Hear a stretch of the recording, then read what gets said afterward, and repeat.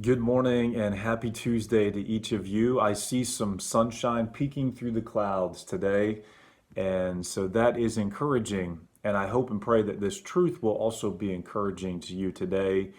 And this comes from the short Old Testament book of Lamentations, and I want to read some verses from chapter 3.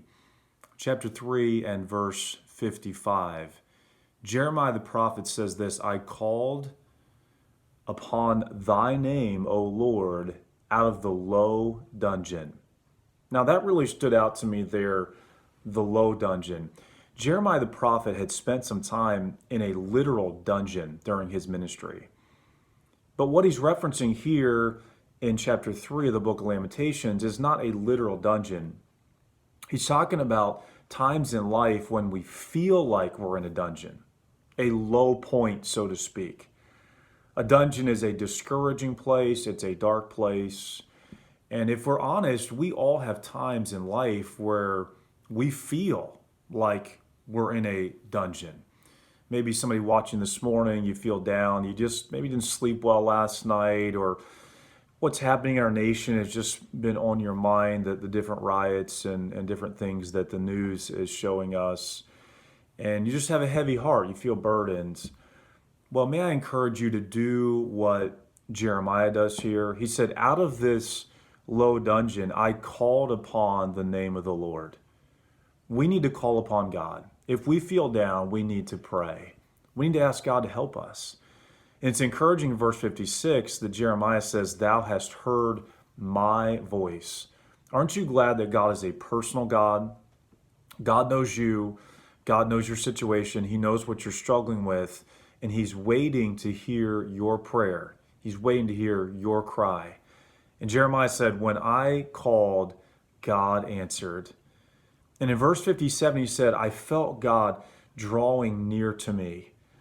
He says that it was God's presence that encouraged me and strengthened me through this low point in my life. It's a wonderful thing when we sense God's presence. It's not a removal of all the problems that we need. It's just the presence of God to see us through those problems. And Jeremiah said, thou drewest near in the day that I called upon thee. And then in verse 57, at the end of the verse, he says this, thou saidst, fear not.